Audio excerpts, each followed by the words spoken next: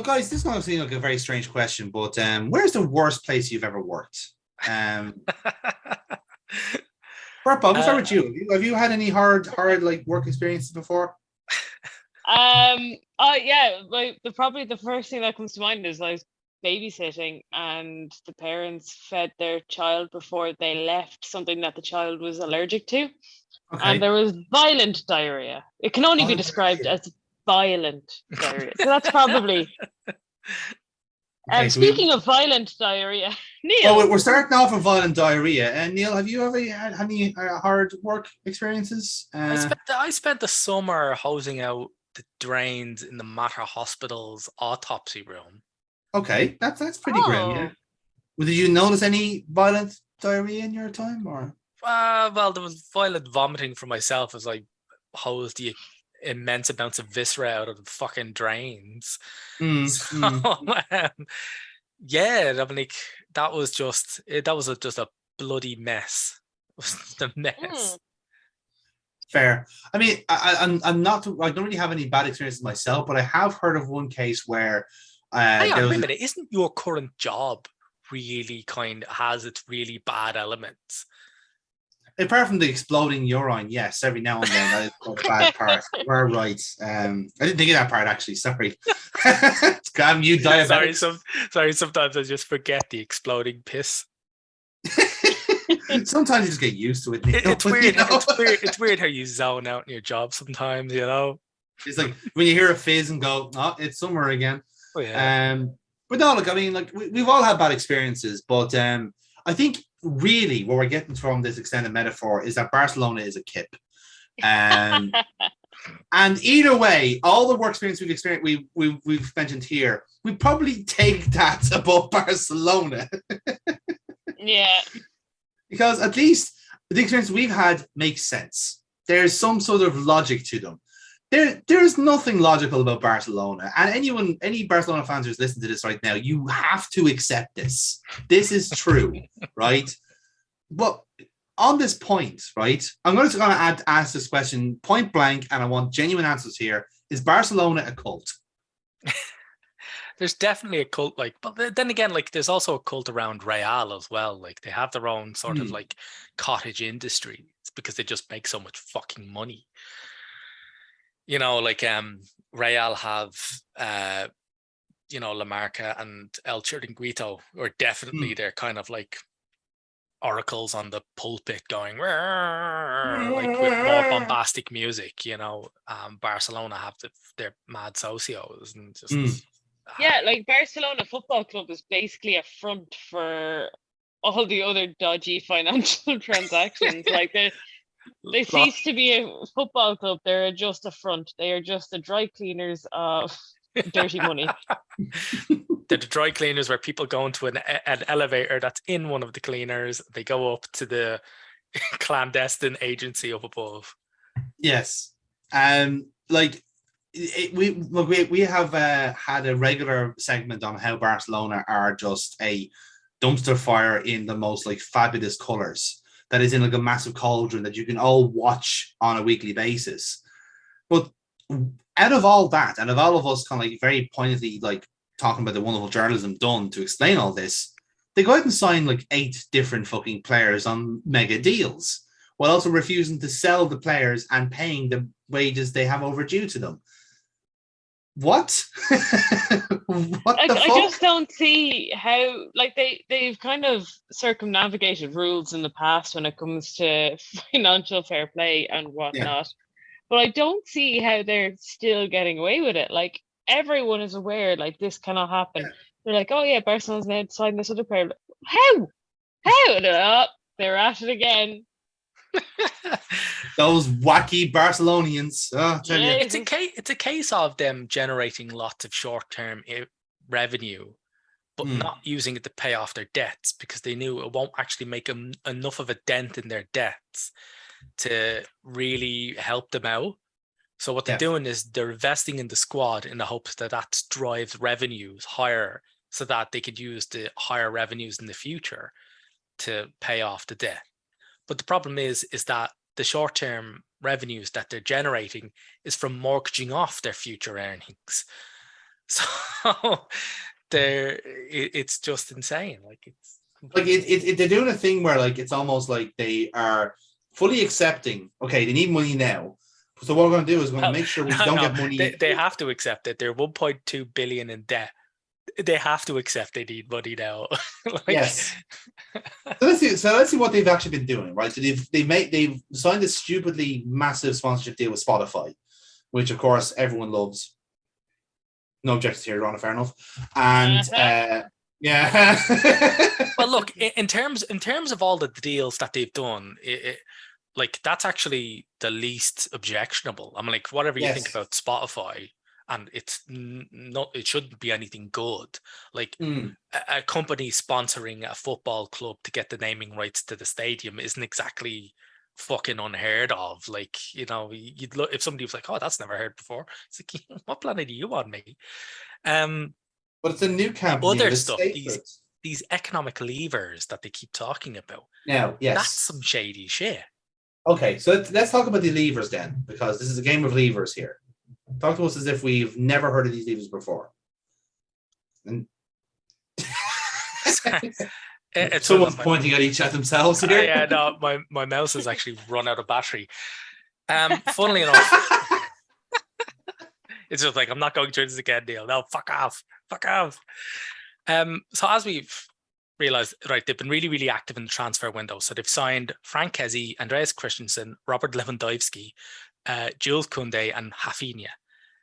They're also in for Marcos Alonso. They're not in for Azpilicueta anymore because he's signed a 2-year extension.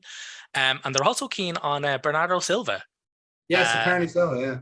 Pep, when questioned about it, didn't actually even deny that Silva could leave, which I was just there going, that is baffling. Why? What the fuck? Why are you not fighting to keep him? This is very strange behavior. Exactly. Funnily enough, also, because he signed a new contract after his previous deal expired, current player Ousmane Dembele also now counts as a new signing. And so does Sergio Roberto, if I'm right in saying. Yes, Sergio Roberto and Pablo Torre. Right. So there's 9 new signings, essentially. Essentially, yeah. If every bit of business that they do comes to fruition, it'll be about 9 new signings. They can register none of them. Not a fucking one of them. So yeah, I mean, but one of the the agents must know this as well going into this. Sorry, can I what do they just assume they're just going to get away with it? Oh yeah, I think their selling point is but it's Barcelona, and this is why my initial question was: is Barcelona a cult? Because every player going in goes, "I just dreamt of playing for Barcelona. Barcelona is the best. I'm contractually obliged to say that I love Barcelona my entire life. Please don't shoot me back of the head, Mr. Laporta. I love Barcelona."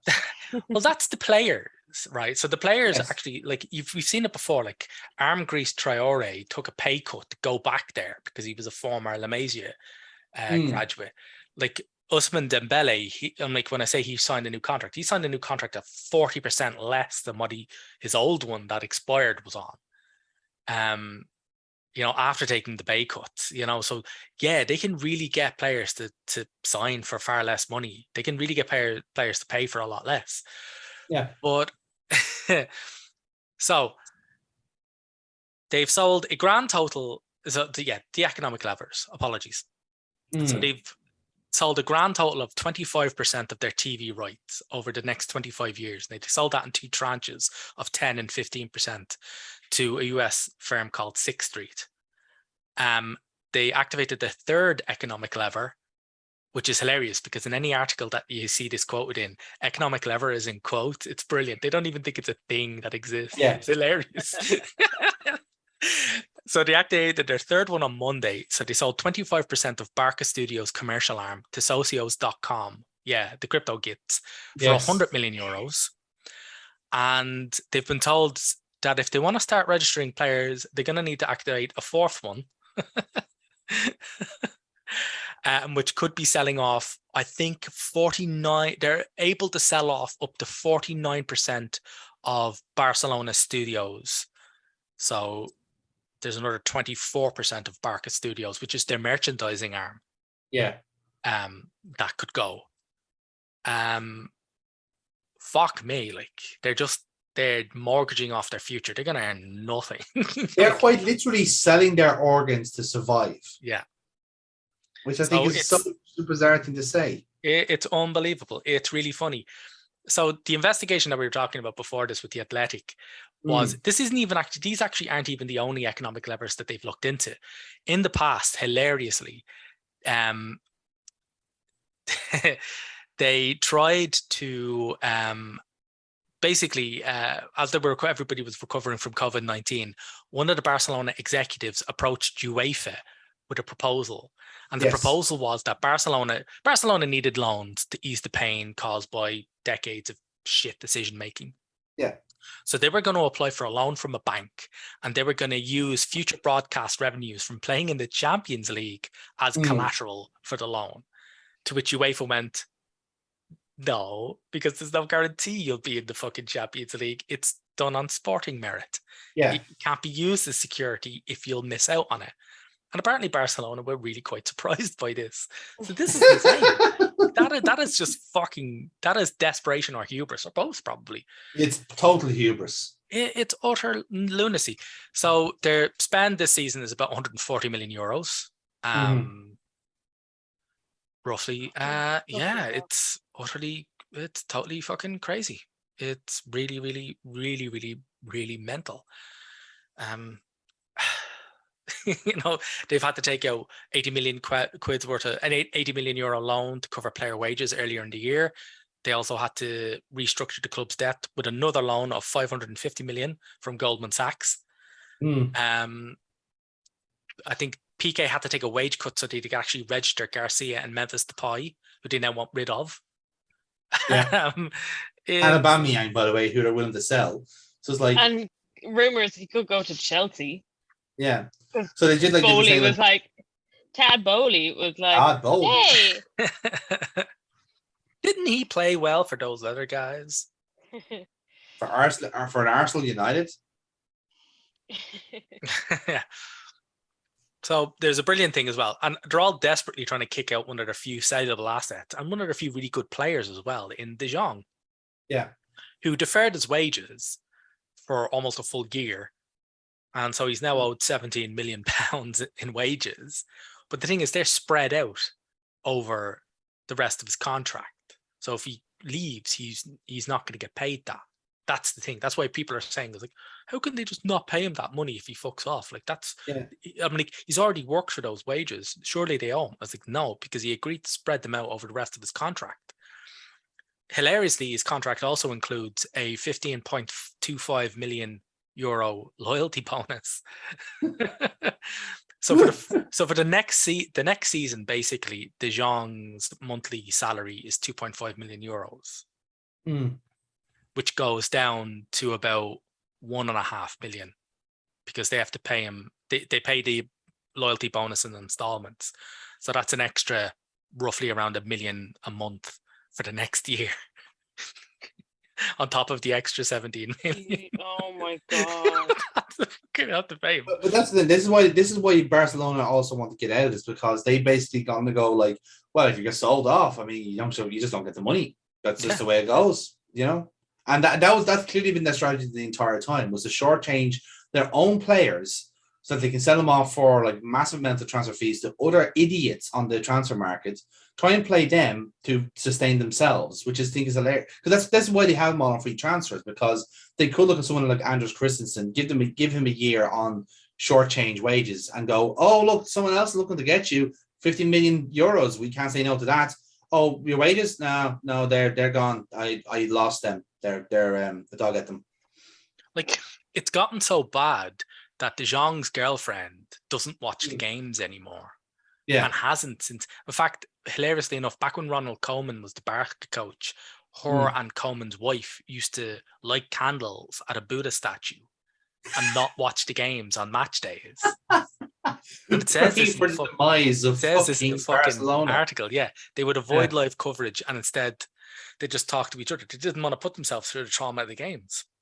That's fucking gas. That is beautiful. There's something genuinely poetic about that. Like, there really, really is. So but the best one is in a book by Simon Cooper.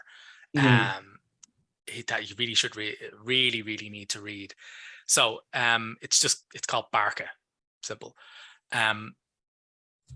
In February 2020, UEFA official and Barca board member, can't be named, during they had a meal, and during the meal, the Barcelona official complained about UEFA's light touch when it came to clubs like Paris Saint-Germain and City. Financial fair play shit. The same argument that they've trotted out recently. These clubs that are basically backed by nation states. And he said the argument is that they can create an environment that Barcelona will struggle to compete with, blah, blah, blah, blah. So he said, eventually the Barcelona official says, is there anybody in your FFP department that we could pay?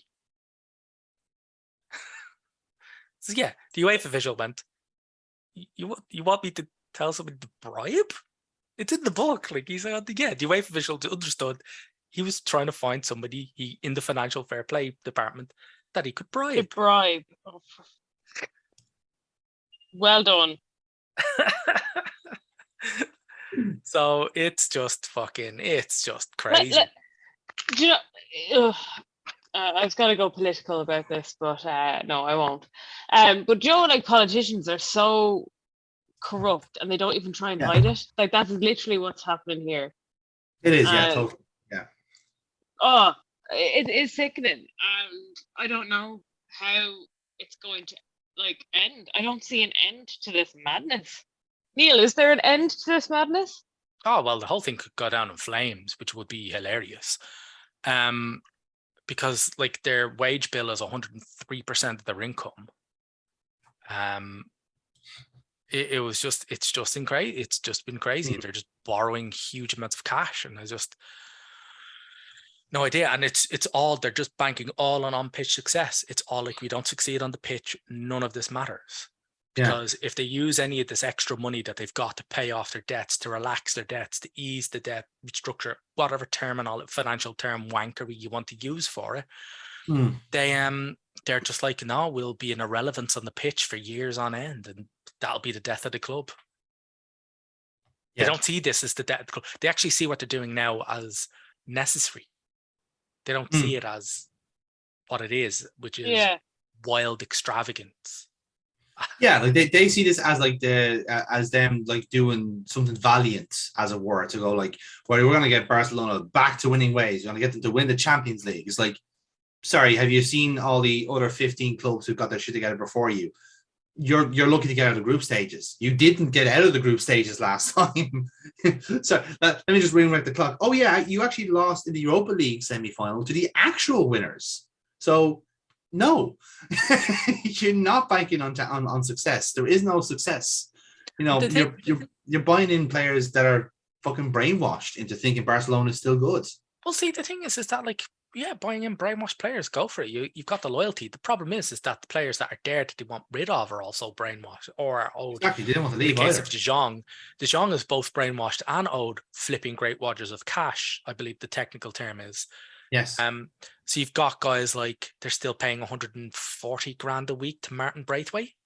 Yeah. Who I read the other day from listening, I think, to the Second Captain's podcast. He's got a net worth in the hundreds of millions. He co-owns a New Jersey a property developer. Yes. Him and I think it's his cousin or something like that, are building a massive high-rise building in New Jersey. The guy's worth hundreds of millions, but he's sticking around at a club that won't play him. He will never play. He's been told at Barcelona he will never kick a ball for them. It doesn't matter how. They'll field the youth team members before him, and he's still sticking around for 140 grand a week. Yeah. Fair enough. Crazy. Players like Clement Lenglet, they managed to get the Spuds on loan. They're still covering 50% of his wages. Yeah. It's just crazy. And also La Liga shut down a loophole that they were using where they could register younger players as B team salaries, which would make them exempt from the salary cap, even if they largely turned out for the first team. So that loophole's been closed. So they're kind of extra fucked with a lot of the younger players. And it's just hilarious. They flogged off Rookie Puig to LA Galaxy. Despite the That's a fact that strange one as well. Like that's for a free, transfer. Yeah, on a free, they were so desperate to get rid of him. And why were they desperate to get rid of him? Like 2 or 3 years ago, he was apparently the next big thing. yeah. Crazy. How no Premier League club was in for him? I have no idea, by the way. They'll get him easy. They'll get him on the cheap now from LA Galaxy because the MLS market is so low. They'll just like because even with the way the league works, he'll be in LA for a year, then be signed on a free by a bigger squad. Like it's just here it is. Sorry, here it is. Madrid-based newspaper Marca leaked the details of De Jong's contract. He's owed 88.58 million euros in salary and bonus payments over the remaining 4 years of his deal. My God. In addition to another 8 million if he plays more than 60% of the games in each of those 4 seasons. And if the club win any titles and Champions League titles, those bonuses could go up to another 13 million euros. That is ludicrous. But they just make their own problems worse by just not paying the players to begin with. Like, oh Jesus, there's like that's an incomprehensible amount of cash. Like, yeah.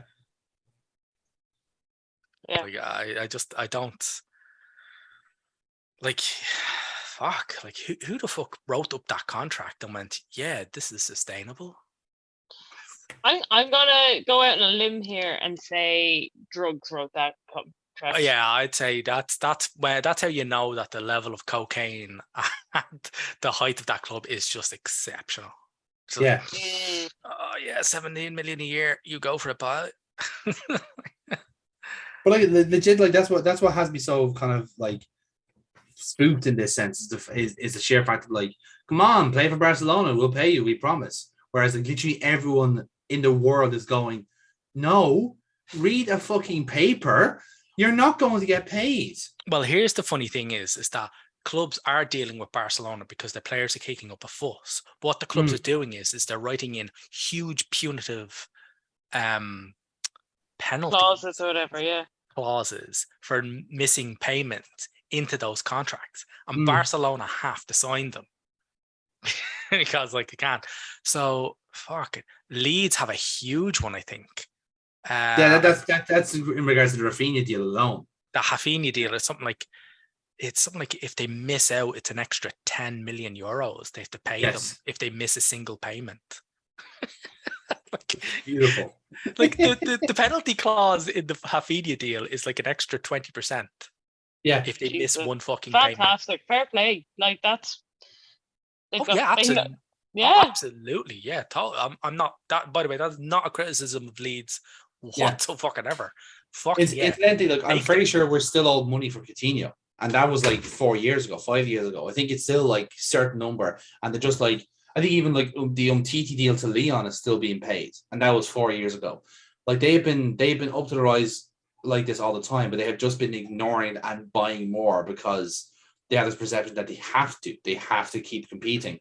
Whereas they should have just accepted the fact, okay, we've lived within their means, we have to tighten the belt, but they couldn't because everyone's on stupid money. Like we think the Premier League is bad, but like Barcelona is twice as fucking horrendous, and they're all players they've signed up for like 5 to 6 years. There's no getting rid of Gerard Piqué or Sergio Busquets or at the time Leo Messi. They're all tied up because they were Barcelona and this is what we do. Yeah, they've hemorrhaged their own club. It's like literally getting a claw hammer and hitting yourself over the head with it and letting yourself bleed out.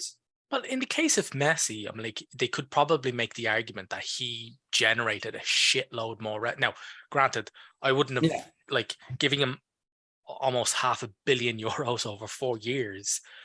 I probably wouldn't have gone that far. No, but he was a huge revenue driver for them. Yeah. So I kind of accept probably the bad word to use on that. But just for the rest of them, like some of this stuff is just insane. Like, you know, paying what they're paying Braithwaite, what they're paying half these gimps. Like it's mental. It's crazy. The players they didn't even like even the Pjanic deal where they had to do the swap with Arthur because they couldn't afford Arthur anymore, so they just got Pjanic in instead, and just went like, look, we'll be upfront. Did the creative accounting thing where they book the incomes as different. Yeah.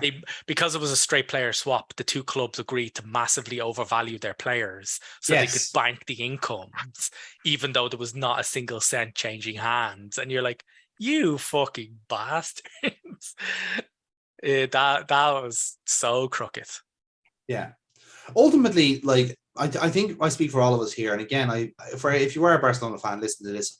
I don't feel sorry for you when I say this next. But for the betterment of all football, Barcelona needs to die. It needs the FBI just needs to arrest them all.